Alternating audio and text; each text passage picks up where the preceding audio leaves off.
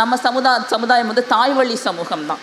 அது ஒரு தந்தை வழி சமூகமாக பிற்காலத்தில் மாற்றப்பட்டது. நம்ம அடிப்படையில் நாம் தாய் வழி சமூகம். அந்த காலத்தில் பார்த்திங்கன்னா ஆதிவாசிகளாக இருந்தபோது பெண்கள் வந்து குடும்ப தலைவிகளாக இருந்திருக்காங்க. அதாவது தலைவன்கிற ஒரு கான்செப்டே கிடையாது.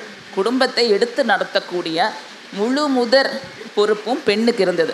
அந்த பெண் என்ன செய்வாள் என்றால், அவள் வந்து வேட்டையாடுவாள். விலங்குகளை வேட்டையாடுவது ஆண் அல்ல, பெண்.